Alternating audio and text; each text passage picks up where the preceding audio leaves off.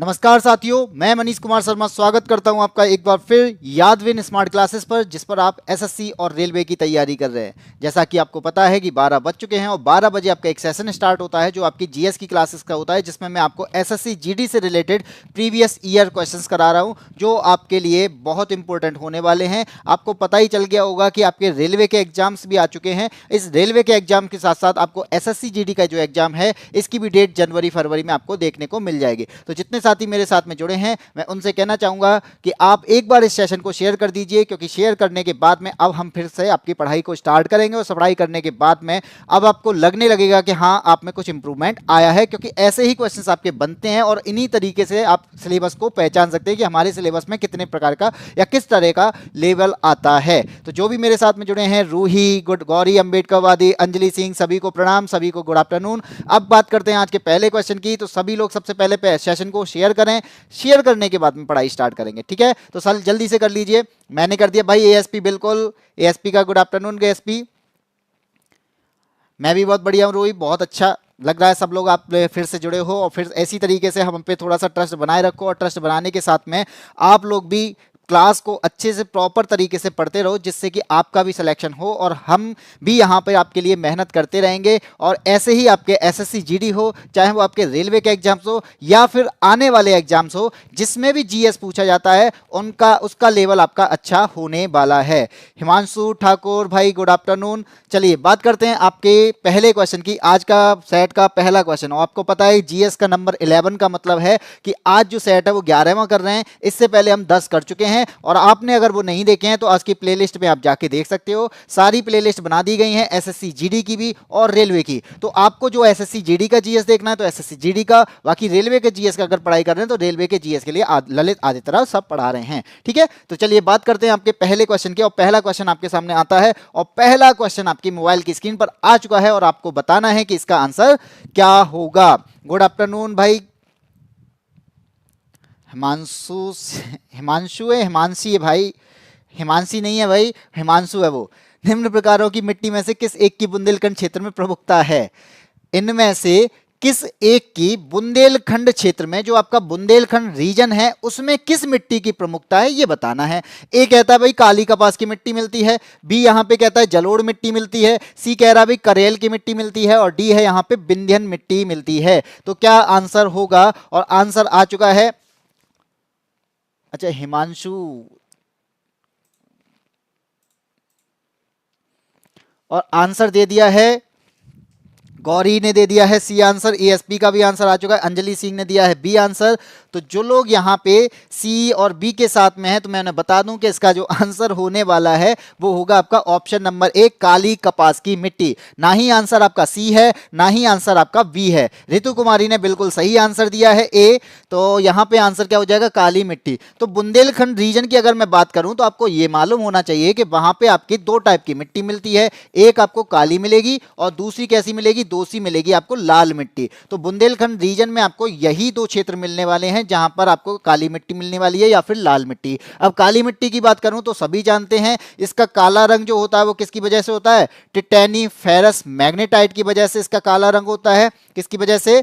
Magnetite की वजह से इसका जो रंग होता है वो कैसा होता है? काला होता है, ठीक है? और जो आपका लाल रंग होता है, लाल रंग किसकी वजह से होता है? लॉ ऑक्साइड की वजह से। किसकी? फेरस ऑक्साइड की वजह से इसका जो रंग होता है वो कैसा होता है? वो लाल कलर का होता है। तो ये भी मैंने बता दिया, ऑप्शन नंबर ए इसका बिल्कुल सही होगा।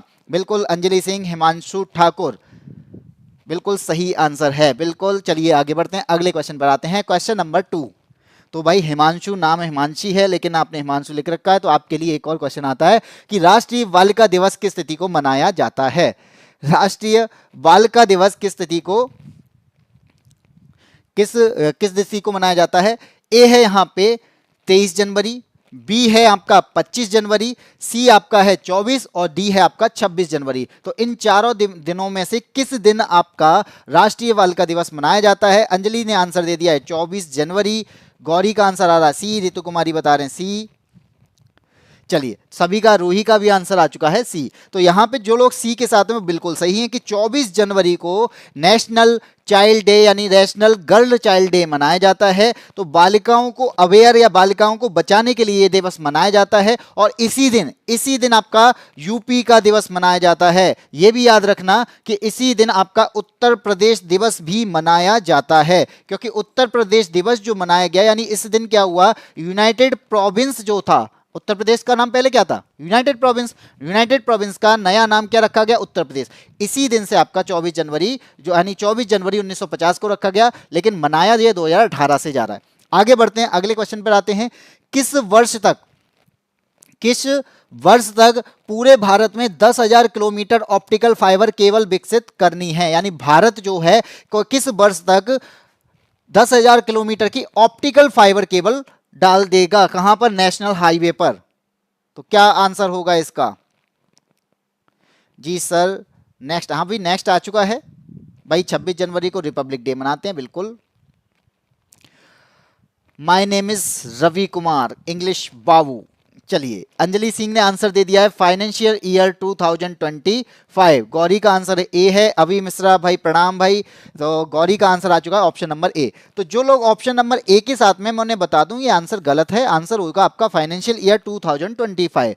तो यहाँ पे आपका आंसर क्या हो जाएगा कि 2025 तक भारत जो है वो क्या करेगा, भारत आपका डिजिटल हाईवे का निर्माण करेगा। इसके अलावा जो भारत के जो दूर दूर के क्षेत्र हैं वहां पर इंटरनेट कनेक्टिविटी प्रदान करेगा, किसके माध्यम से, ऑप्टिकल फाइबर के माध्यम से।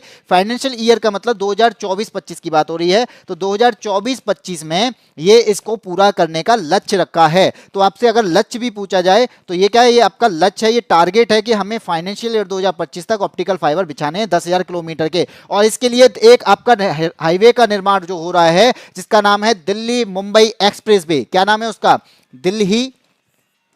Delhi Mumbai express way. तो यहां पे हम क्या कर रहे हैं, यहां पर हम क्या करेंगे, यहां पर आपका ऑप्टिकल फाइबर बिछाया जाएगा, किसके साथ में मिलके, एनएचएआई के द्वारा, ट्राई के साथ में मिलके यहां पे बिछाया जाएगा। Anjali Singh right sir, I am Palak. Shikha Kumari अभी, चलिए ठीक है, आगे बढ़ते हैं, अगले क्वेश्चन पर आते हैं। Question number 4। क्वेश्चन नंबर 4 क्या कहता है आपसे, बिल्कुल मुंबई दिल्ली से है।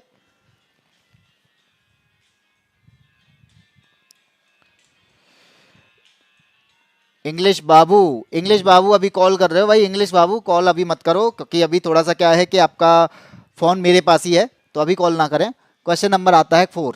क्वेश्चन नंबर 4 है आपका, भारत में वैदिक सभ्यता किस नदी के किनारे विकसित हुई थी। भारत में वैदिक सभ्यता किस नदी के किनारे विकसित हुई थी। ए है आपका तापी, बी है गोदावरी, सी है नर्मदा, डी है सरस्वती। तो भाई इंग्लिश बाबू मुझे पता है आप ही कॉल कर रहे हो, उसमें जो, एक मिनट रुकिएगा, चलो ये मैं बात करके देख।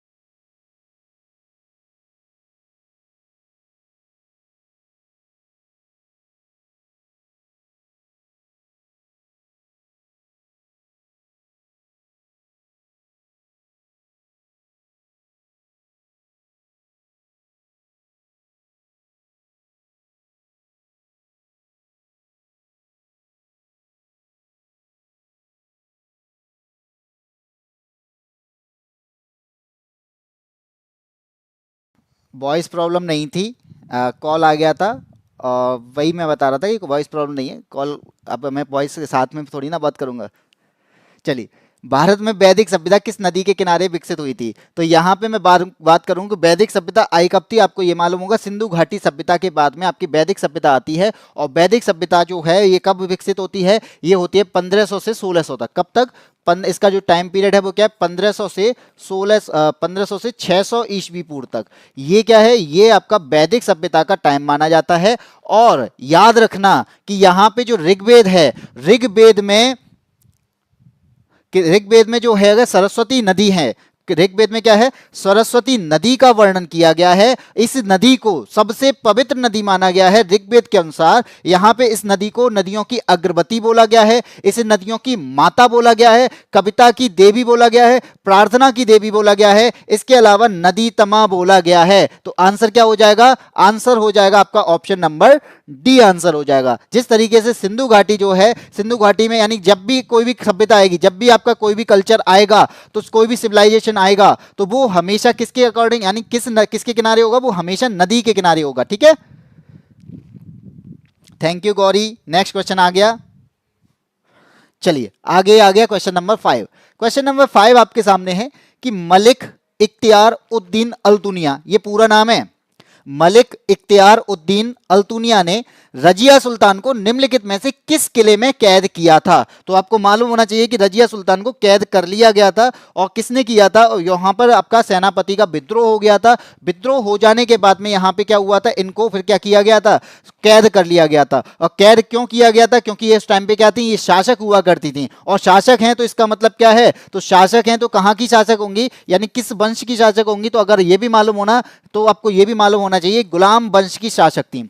ठीक है, ये किसकी शासक थी, गुलाम वंश की। और ये भी याद रखना कि भारत की पहली मुस्लिम शासक थी, भारत की पहली मुस्लिम शासक कौन थी, वो भी आपकी कौन थी, वो भी आपकी रजिया सुल्तान थी। अब होता क्या है कि यहां पर आते हैं कौन, यहां पर आते हैं मलिक इख्तियार उद्दीन अल्तुनिया। यहां पे हो जाता है क्या, यहां पे आपका सैनिक विद्रोह हो जाता है, और सैनिक में उसका विद्रोही सेनापति जो है, ये आपका सेनापति होता है। तो सेनापति जो कर देता है, विद्रोह करता है, विद्रोह करने के बाद में इनको कैद कर लेता है। और कैद कहां करता है, पंजाब में करता है, और पंजाब में भी कहां पर, भटिंडा के किले में इन्हें कैद कर लिया जाता है। और ये गुलाम वंश के जो संस्थापक यानी गुलाम वंश के जो शासक थे इल्तुतमिश, ये उनकी पुत्री हुआ करती थी। ठीक है, हाँ जी बिल्कुल, अंजलि सिंह ने सही बताया है, गुलामों की गुलाम इल्तुतमिश की ये बेटी हुआ करती थी, बिल्कुल सही है। चलिए आगे बढ़ते हैं, अगले क्वेश्चन पर आते हैं। क्वेश्चन नंबर 6, क्वेश्चन नंबर 6 है, निम्नलिखित में से कौन सा कथन कांग्रेस के कराची सत्र के संदर्भ में सही है।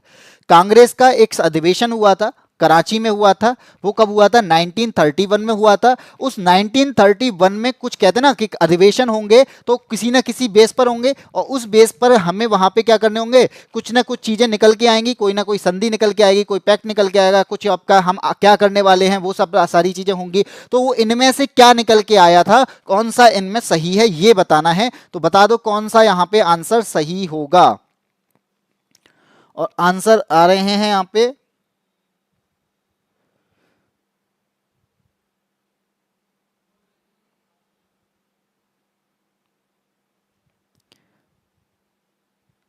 अल्तुनिया की वाइफ रजिया सुल्तान, जय माता दी, जय माता दी भाई आकाश।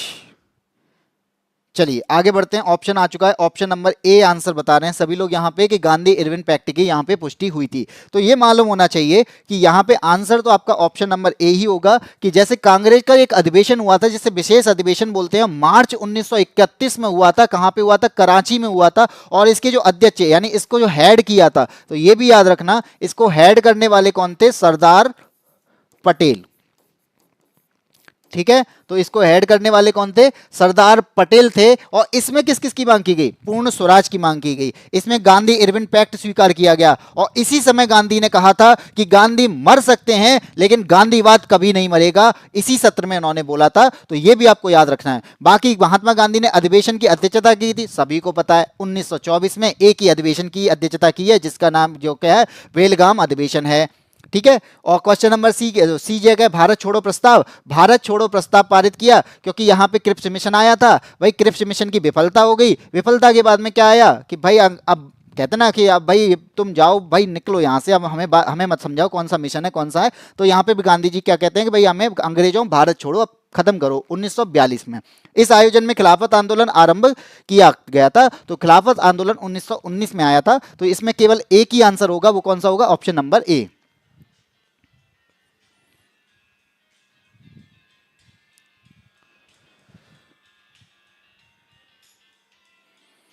क्या बात है, आज कॉल पे कॉल ही आ जा रहे हैं, वैसे कॉल आता नहीं है इतना।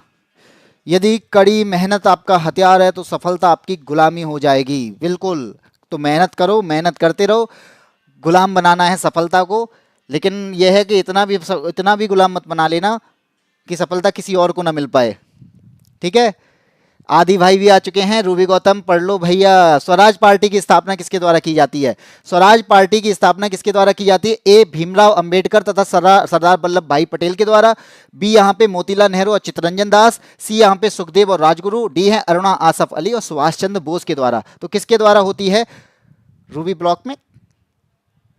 अंजलि सिंह का आंसर है बी, मासूम का आंसर बी, शिखा कुमारी का आंसर बी, नमस्ते भाई आदित्य चौधरी, फाइनल बॉस ऋतु कुमारी का आंसर बी है। तो सभी लोग किसके साथ में? ऑप्शन नंबर बी के साथ में, मोतीलाल नेहरू और चित्तरंजन दास के साथ। स्वराज पार्टी की स्थापना जो की जाती है 1 जनवरी 1923 को की जाती है। याद रखना कि कब की जाती है स्थापना, जो की जाती है 1 जनवरी 1923 को की जाती है। और 1 जनवरी 1923 को कौन करता है? तो मोतीलाल नेहरू और चित्तरंजन दास करते हैं। और इसी का जो पहला अधिवेशन होता है, जिस तरीके से आपके कांग्रेस के अधिवेशन होते थे वैसे ही इनका पहला जो अधिवेशन हुआ था वो कहां हुआ था? ये भी आपको याद रखना है। ये कहां हुआ था? प्रयागराज में हुआ था। कहां पर? प्रयागराज में हुआ था। बाकी का आपका यहाँ पे अध्यक्ष की बात करो तो यहाँ पे ये भी याद रखना कि अध्यक्ष इन दोनों ने बनाई। भाई इन दोनों में फिर कौन बनेगा ये भी मालूम होना चाहिए। नाम क्या आएगा? मोस्टली सबके दिमाग में क्या चल रहा होगा कि भाई मोतीलाल नेहरू होंगे, क्योंकि मोतीलाल नेहरू बड़े हैं। तो यहाँ पे कौन बनते हैं? आई एम पलक। कितनी बार बोलूं भाई? अंजलि सिंह मैंने सुन लिया है, पलक सुन लिया है मैंने। ठीक है, प्रयागराज, हाँ भी यूपी। अध्यक्ष कौन बना था? तो इन दोनों में जो अध्यक्ष बना था वो कौन बना था? वो चित्तरंजन दास बने थे। ठीक है, तो ये याद रखना कि स्वराज पार्टी के जो पहले अध्यक्ष थे वो चित्तरंजन दास थे, और इसके जो महासचिव बने थे वो महासचिव आपके कौन थे? वो थे आपके मोतीलाल नेहरू। ये बस याद करने वाली चीजें हैं जो स्वराज पार्टी से रिलेटेड हैं। तो आंसर आपको यहां पे मिल गए होंगे। हाँ, CR दास। चलिए आगे बढ़ते हैं अगले क्वेश्चन में। क्वेश्चन नंबर 8, निम्नलिखित युग्मों से कौन सा युग्म पहाड़ी दर्रों के संदर्भ में सही है? तो दर्रों के संदर्भ में कौन सा युग्म सही है? तो दर्रे आप जानते हैं पास होते हैं, तो एक पहाड़ी से दूसरी पहाड़ी से आपका बीच में क्या एक गैप होता है, उस गैप को हमने क्या बोला है? उसको बोला है हमने क्या? दर्रा या पास। तो यहां पे बोला गया है कि निम्नलिखित युग्मों में से कौन सा युग्म पहाड़ी दर्रों के संदर्भ में सही है। तो कौन सा दर्रा इसमें सही है? आपका पहला कहता है कि रोहतांग जो है वो सिक्किम में है। भाई सबको पता है रोहतांग कहां पर है। अगर आप मनाली जाते हो, कुल्लू मनाली जाते हो तो रोहतांग दर्रे में घूम के आओगे। तो आंसर आपका क्या हो जाएगा? ए तो यहां पे गलत हो जाएगा, हमसे पूछा गया है सही। तो बी कहां है आपका? लिपुलेख। लिपुलेख जो है वो कहां पर है? उत्तराखंड में। ये बात सही है क्योंकि ऑप्शन नंबर बी जो है वो सही दिया है। क्योंकि लिपुलेख जो है आपको मालूम होना चाहिए कि लिपुलेख दर्रे से ही हम कहां जाते हैं? कैलाश माउंटेन की तरफ जाते हैं, जहां पे चीन अड़ंगा डालता है। क्यों डालता है? कि वहां से क्या है, कैलाश माउंटेन की दूरी कम रहती है। तो इस जगह से क्या करता है? इस जगह से वो रोकने की कोशिश करता है। लेकिन हां अभी हालांकि में खुला हुआ है, लेकिन क्या करेगा? यहां से ना जाके आप कहां से जाओ? नाथुला से जाओ। नाथुला कहां पर है? सिक्किम में। तो सिक्किम से आप कैलाश तक जाओगे तो ज्यादा खाओगे, ज्यादा पियोगे, ज्यादा घूमोगे, ज्यादा आप कहीं ना कहीं ट्रेवल करोगे, तो किसकी इकोनॉमी पे फर्क पड़ेगा? तो इकोनॉमी किसकी फर्क पड़ेगा? चाइना की इकोनॉमी फर्क पड़ेगा। तो वो क्या करता है? वो दूरी से आप आओ तो ज्यादा बेटर है, इसी वजह से इसको बंद कर देता है। तो कभी कभी तो आंसर तो आपका लिपुलेख हो जाएगा। बाकी बॉमडिला कहां पर है और आपका नाथुला, ये मैंने बता दिया, नाथुला सिक्किम में। बॉमडिला बताओ कहां पर है?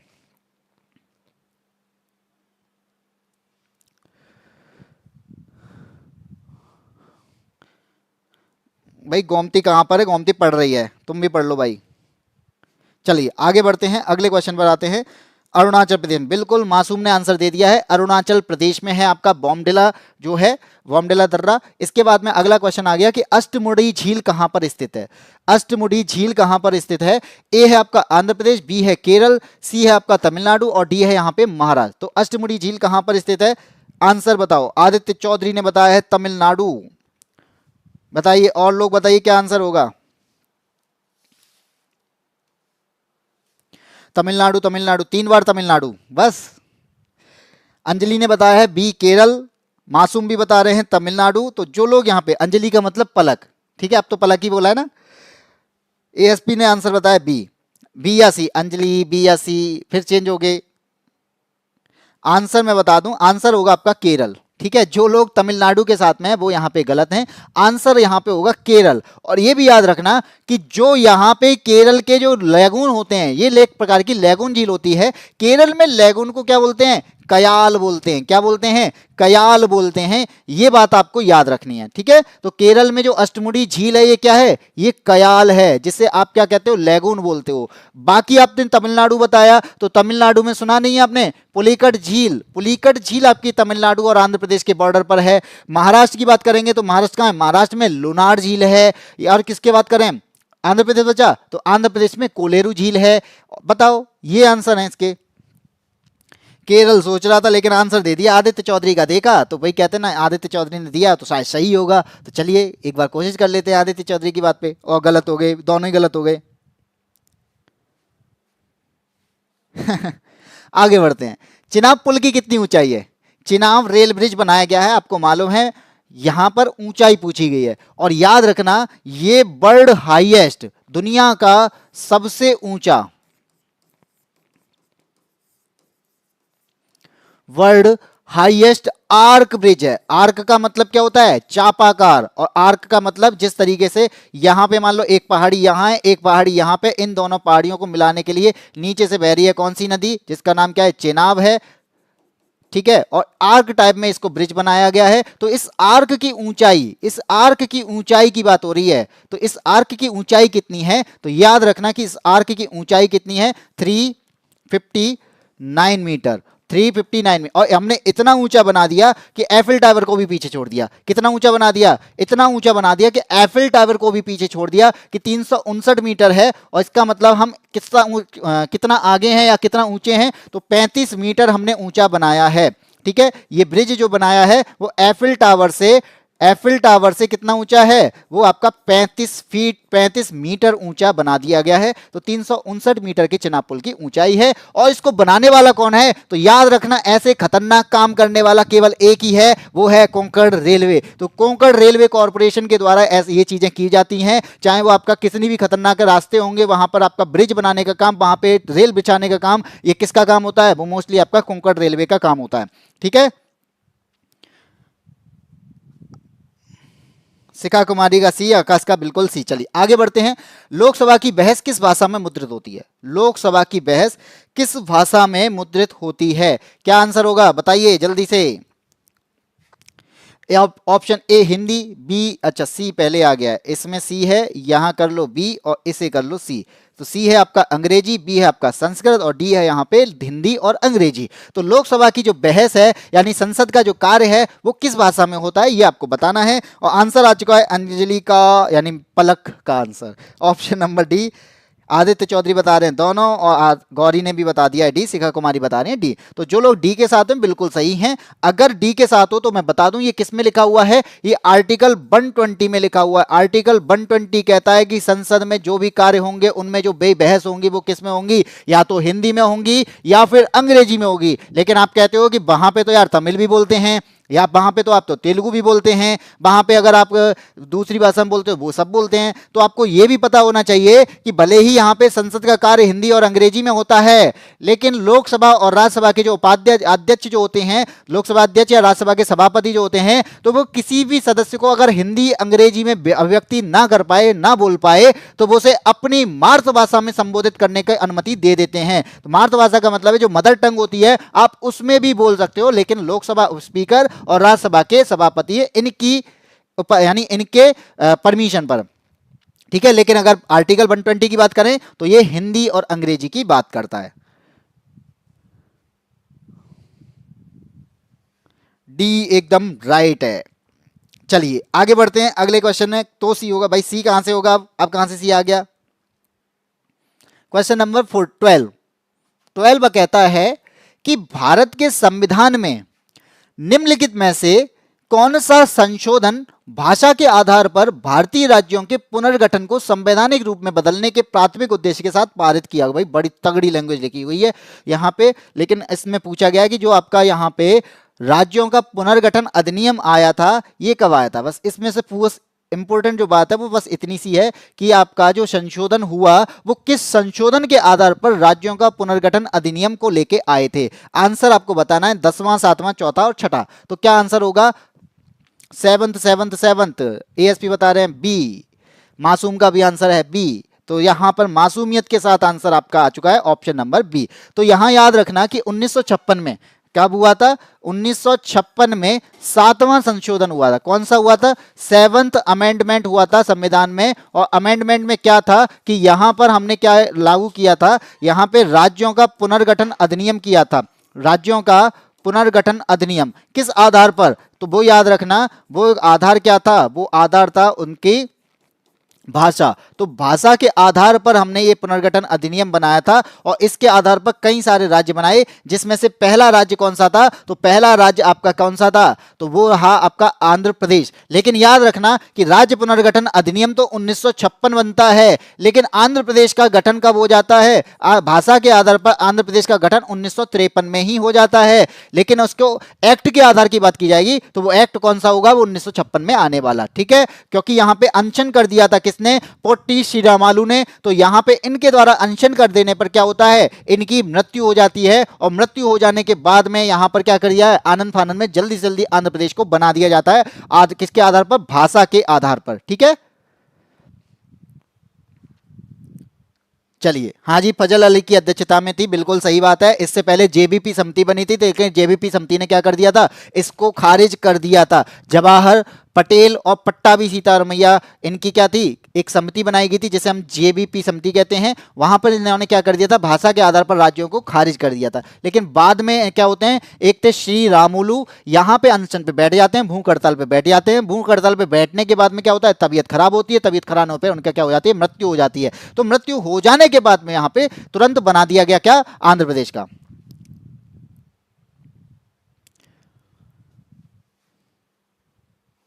हाँ, भारतीय संविधान का निम्नलिखित में से कौन सा अनुच्छेद भारत के नियंत्रक और महालेखा परीक्षक के लिए एक स्वतंत्र पद प्रदान करता है? तो यहाँ पे कैग की बात हो रही है, सीएजी की बात हो रही है। तो सीएजी का कौन सा आर्टिकल है जहां पर उनको एक पद प्रदान करता है, ये बताना है। तो ऑप्शन है आपके सामने, आर्टिकल 343, आर्टिकल 148, आर्टिकल 124, आर्टिकल 110। तो इनमें कौन सा आंसर होगा? ऋतु कुमारी बता रही हैं option number B, Anjali Singh बता रहे हैं बी, और सभी लोग बता रहे हैं बी के साथ में, और बी को लॉक किया जाए। हाँ, यही तो मैं कह रहा हूँ। आदित्य चौधरी पोट्टी श्री रामुलू हैं, उनके उस टाइम पे उनका निधन हो जाता है। हड़ताल पर बैठते हैं, हड़ताल पर बैठने के बाद उनकी मृत्यु हो जाती है। उसके बाद दंगे होते हैं, दंगे होने के बाद में आनंद फानंद में जल्दी से जल्दी आंध्र प्रदेश को बना दिया जाता है, क्योंकि इसी वजह से दंगे हो रहे थे। और आंसर आ चुका है ऑप्शन नंबर बी। तो जो बिल्कुल बी के साथ में है, ऑप्शन नंबर बी यहां पे सही हो जाएगा, अनुच्छेद 148। तो अनुच्छेद 148 क्या कहता है कि यहां पे एक भारत में एक सीएजी होगा, controller auditor general of India. ठीक है, controller auditor general of India. अब यहां पे क्या होगा? इनकी नियुक्ति करेगा कोई। भाई अगर बनाएंगे, मैंने बोला कि सीएजी होंगे, अब सीएजी होंगे तो इनको नियुक्ति तो देगा कोई, भाई नियुक्त तो करेगा। कौन करता है? राष्ट्रपति करता है, प्रेसिडेंट करता है। अब प्रेसिडेंट ने इन्हें नियुक्त कर दिया।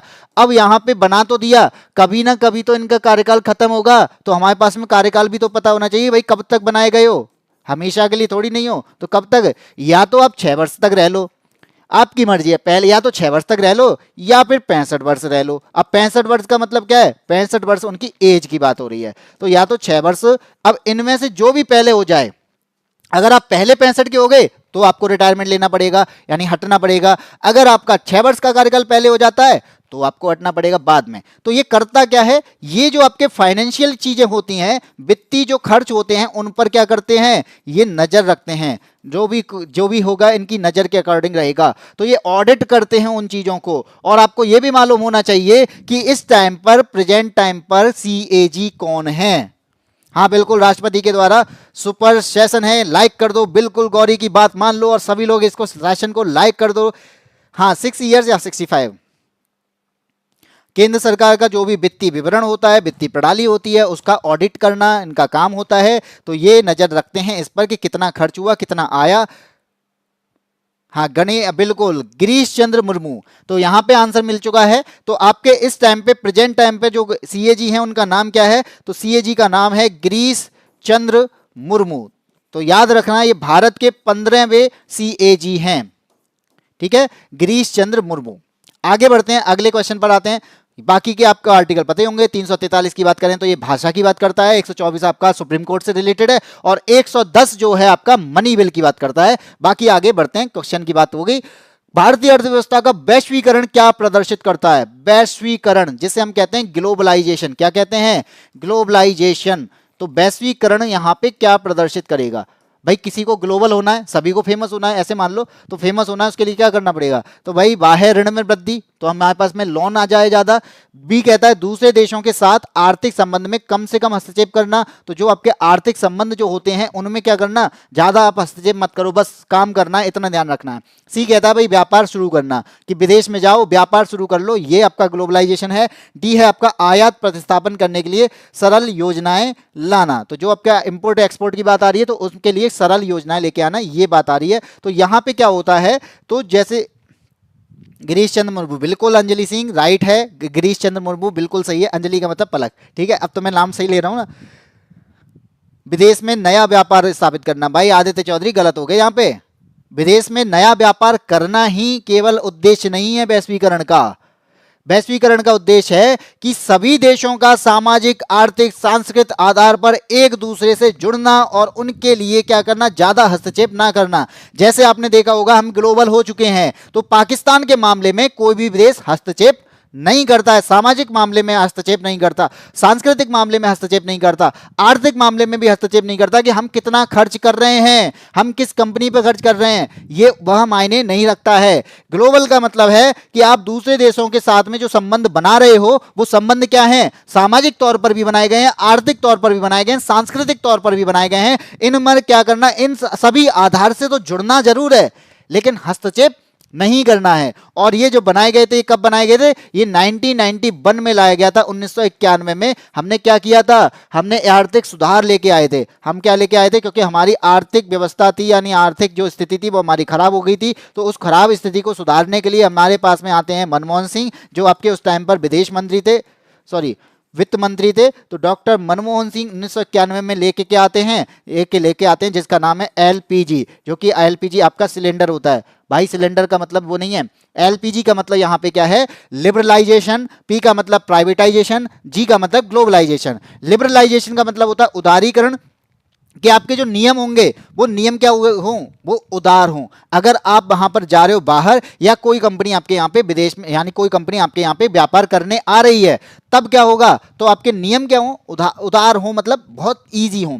दूसरा है प्राइवेटाइजेशन। प्राइवेटाइजेशन का मतलब है कि आपके पास में जो संस्थाएं हैं वो मोस्टली क्या थी उस टाइम पे, हम क्या करते थे, हमारे यहाँ पे जो संस्थाएं बनती थी हम धीरे धीरे उनका नेशनलाइजेशन करते थे। कोई भी प्राइवेट भी आता था ना, तो उस प्राइवेट संस्थाओं को भी धीरे धीरे करके सरकार अपने अंडर में लाने की कोशिश करती थी और उसे गवर्नमेंट बनाती थी या पब्लिक सेक्टर बनाती थी। हुआ क्या, धीरे धीरे हमारे पास में जब गवर्नमेंट धीरे धीरे अपनी इकोनॉमी को क्रैश कर गई, तो हमने यहाँ पे प्राइवेटाइजेशन लेके आए, जिसमें क्या मतलब था कि जो भी गवर्नमेंट संस्थाएं हैं उन गवर्नमेंट संस्थाओं को धीरे धीरे धीरे करके क्या बनाया जाए, प्राइवेट बनाया जाए, जिस आधार पर आज भी बहुत सारी चीजें, बहुत सारी संस्थाएं प्राइवेट हो रही हैं। तीसरा है ग्लोबलाइजेशन। ग्लोबलाइजेशन का मतलब मैंने बता दिया कि हमें सामाजिक तौर पर भी जुड़ना है, हमें आर्थिक तौर पर भी जुड़ना है, हमें कल्चर बेस पर भी जुड़ना है, लेकिन हस्तक्षेप नहीं करना किसी के कल्चर पर, किसी की आर्थिक स्थिति पर, किसी के सामाजिकता पर। तो हमें हस्तक्षेप नहीं करना है, जुड़ना जरूर है। तो ये लेके कौन आए, और अपनी कंपनियों के द्वारा, यहां से हमारी कंपनी बाहर जाके व्यापार करें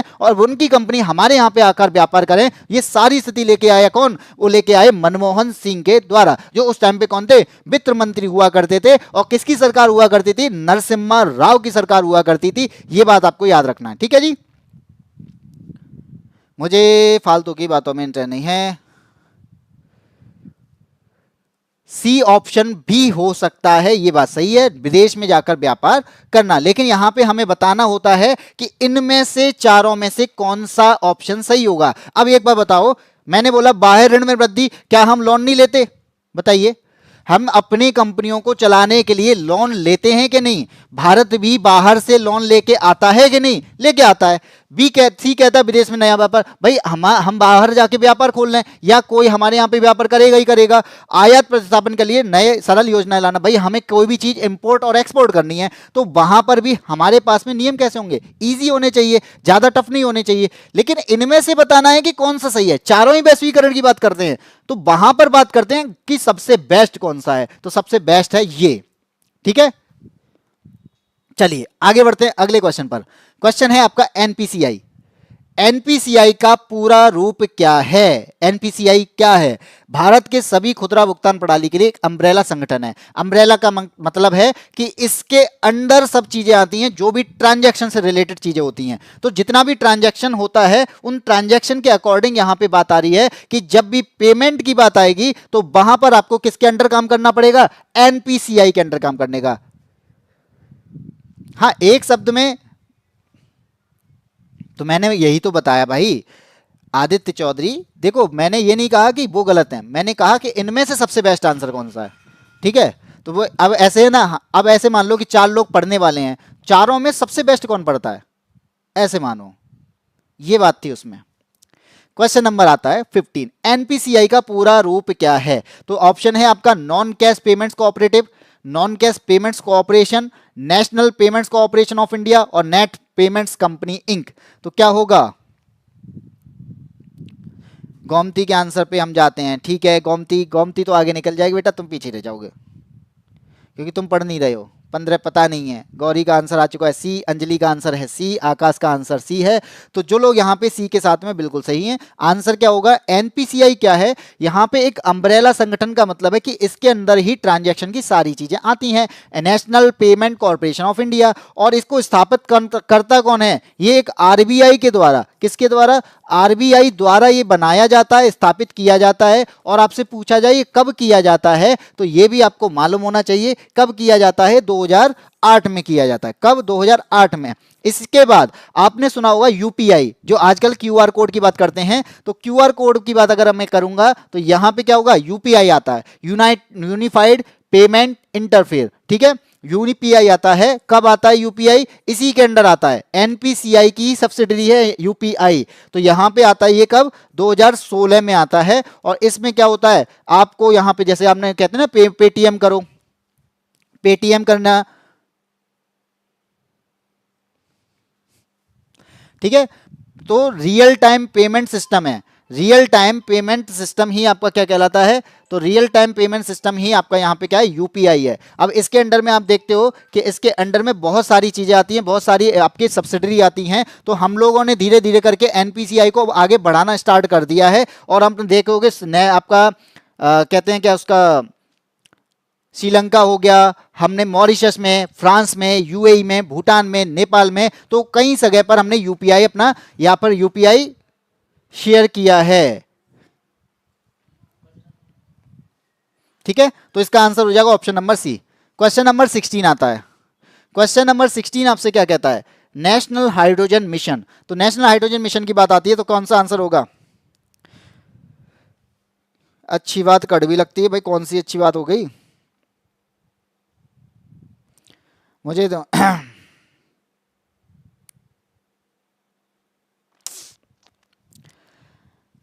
देखो,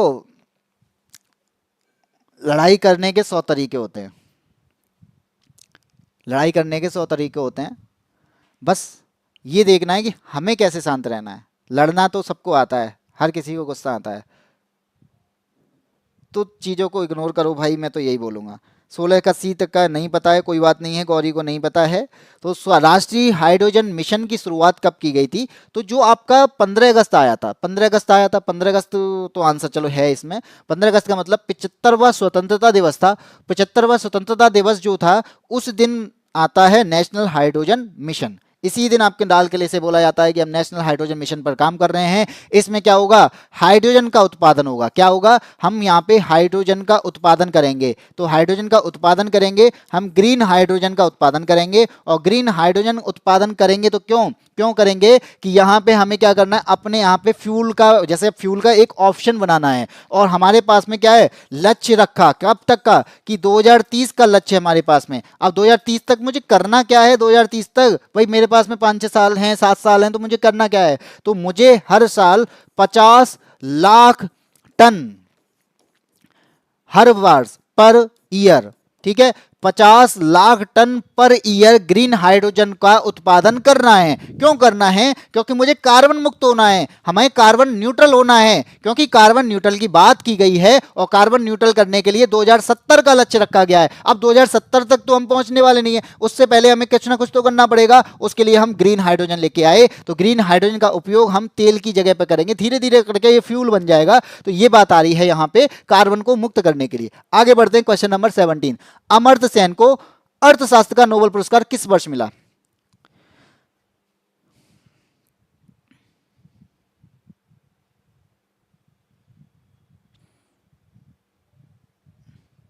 भाई पढ़ लो बस इतना है, महाभारत नहीं करनी है, महाभारत से कुछ नहीं होता है। बस लास्ट में एक नुकसान होता है, घर में हो चाहे बाहर हो, महाभारत महाभारत होती है और अपना ही नुकसान होता है। चाहे दुर्योधन की बात करो चाहे अर्जुन की बात करो, तो दोनों का नुकसान हुआ था। ठीक है, बहुत लोगों को खोया था। तो ऐसी चीज़ों को ना करो कि हमें किसी को खोना पड़े कि भाई तू रहने दे, आज से तुझसे बात बंद है। कोई मतलब नहीं है उन चीज़ों का, बात करते रहो, बात करने से बातें बनती हैं। ठीक है, आगे बढ़ते हैं। अमर्त्य सेन को अर्थशास्त्र का नोबेल पुरस्कार किस वर्ष मिला? तो ऑप्शन आपका हो जाएगा 1998 में। कब मिला था? 1998 में। इन्हें नोबेल पुरस्कार दे दिया। अब कहते ना कि नोबेल पुरस्कार तो दे दिया, अर्थशास्त्र के क्षेत्र में इन्होंने योगदान दिया गया है, तो भाई बाहर वाले तो यहाँ पे नोबेल पुरस्कार दे के जा रहे हैं, तो इंडिया को भी तो कुछ करना चाहिए। तो इंडिया ने इन्हें क्या कर दिया? इन्हें भारत रत्न दिया। अगले साल हमने भी भारत रत्न दे दिया। भाई नोबेल पुरस्कार आप कहते ना बर्ड लेवल पर आप काम कर रहे हो, अच्छा था, ठीक है, उनको अच्छा लगा, तो भारत के लिए कर, तो भारत के लिए रहे थे, तो भारत ने भी इनको भारत रत्न दे दिया 1999 अगले साल में। 1998 है बिल्कुल, शिखा कुमारी का आंसर सही है। 1997 नहीं होगा, कोई बात नहीं है। आगे बढ़ते हैं, अगले क्वेश्चन पर आते हैं। हमारे देश की सबसे प्राचीन भाषा कौन सी है? हमारे देश की सबसे प्राचीन भाषा कौन सी है बताइए? ऑप्शन आपके सामने है, सभी लोग जानते होंगे मुझे लगता है। ए है आपकी हिंदी, बी है पाली, सी है संस्कृत, डी है उर्दू। 97 है अंजलि सिंह, 97 है। जय हिंद भाई फौजी लड़के, जय हिंद। शिखा कुमारी का आंसर आ चुका है बी। शिखा कुमारी आंसर पाली कैसे हो जाएगा? इसे याद रखना कि देववाड़ी कहा जाता है। इसे क्या कहा जाता है? देववाड़ी कहा जाता है। और देववाड़ी आपकी कौन सी है? वो है संस्कृत। ठीक है, और जो भी आपके वैदिक चीजें हुआ करती थी, वैदिक की बात करेंगे तो वैदिक धर्म की अगर मैं बात करूं तो वैदिक जो सभ्यता थी उसमें जो सबसे ज्यादा यूज होती थी वो कौन सी थी?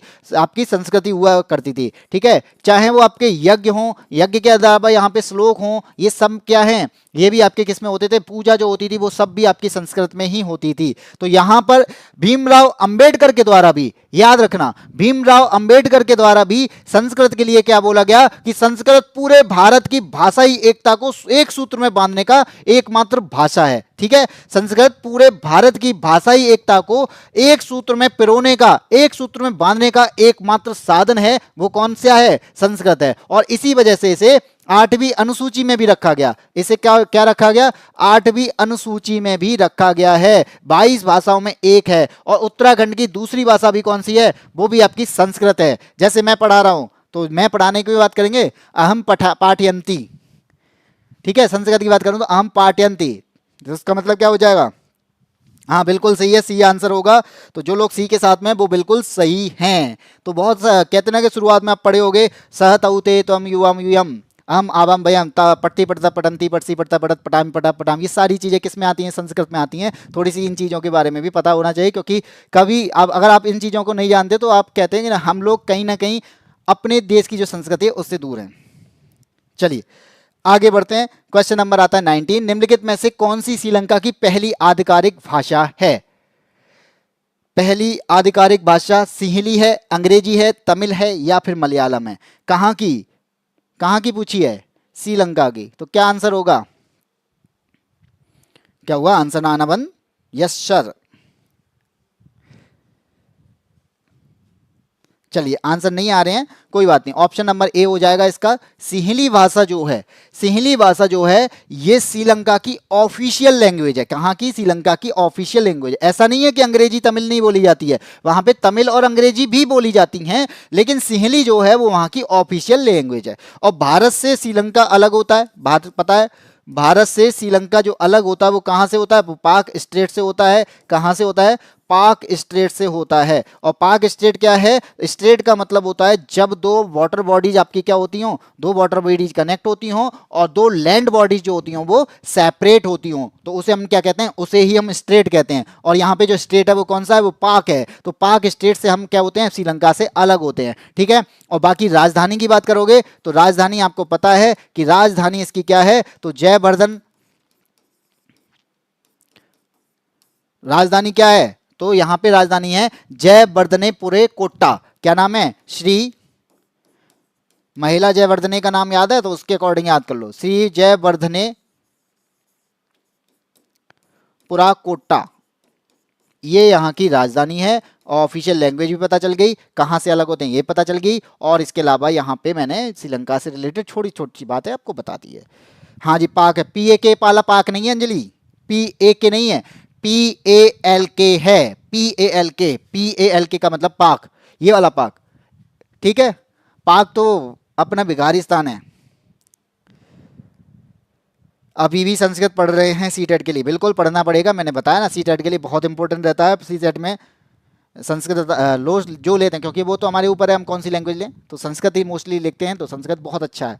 और कुछ ट्रिक उसमें काम करती हैं सीटेट के लिए। अगर आपको शिखा कुमारी देखना हो तो देख लेना, आप बात कर लेना, मैं बता दूंगा। सर आपको भी संस्कृत आती है क्या? हाँ, क्यों नहीं आती है, मुझे तो आती है संस्कृत। मैं हर चीज़ मतलब थोड़ा बहुत तो हर चीज़ को थोड़ी थोड़ी थोड़ी थोड़ी नॉलेज है मुझे।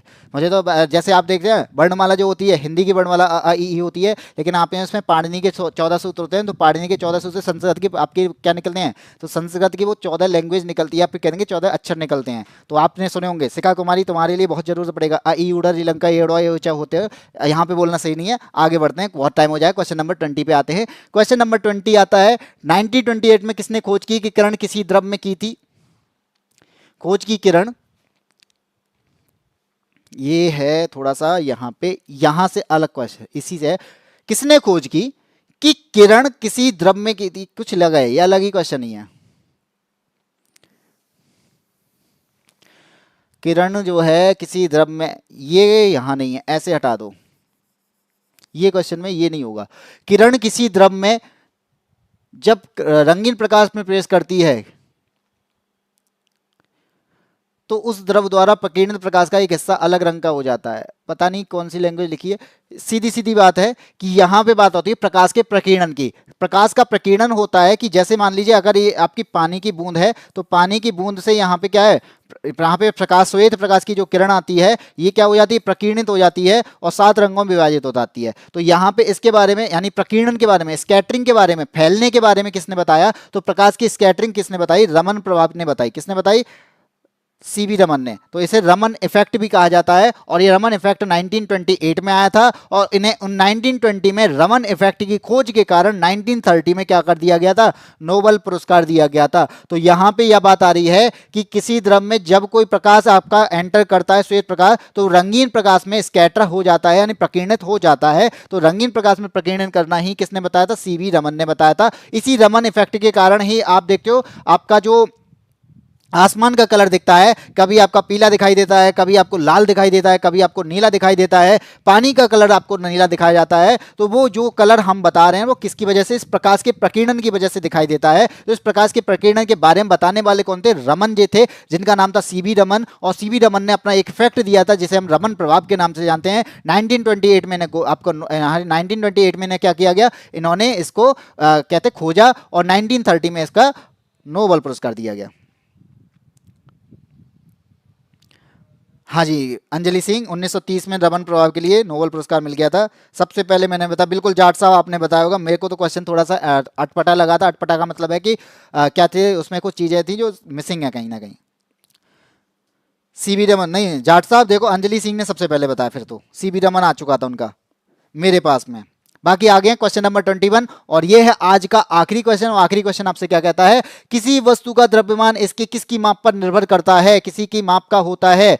तो वस्तु का जो द्रव्यमान होता है वो इसकी किसकी माप का होता है? आयतन की, जड़त्व की, बल की, या घनत्व की? तो यहां पे आंसर क्या होगा? यहां पे आप बताओ आंसर क्या होगा, जल्दी से बताओ। मेरा भाई गए तो डेटा गया, कोई बात नहीं है, आप बाद में देख लेना, 2-3 क्वेश्चन ही रह गए हैं। बट थैंक यू भाई गौरी। सपना सरोज ने आंसर दिया है, ऊपर देख लिया मैंने, ऊपर देख के ही बता दिया मैंने। बी आंसर, सपना का आंसर बी। शिखा कुमारी ए बता रही है, जाट साहब बता रहे हैं वॉल्यूम, जादूगर भाई ने बता दिया है वॉल्यूम से। तो जो लोग यहाँ पे वॉल्यूम के साथ में हैं, तो इसी के साथ में जिन जो वो वॉल्यूम के साथ में इसी के साथ हो जाते हैं बिल्कुल गलत। ठीक है, आंसर यहाँ पे जो निकलेगा, हॉट स्पॉट चला रही हूँ, अच्छा, तो आंसर जो निकलेगा वो होगा आपका जड़त्व।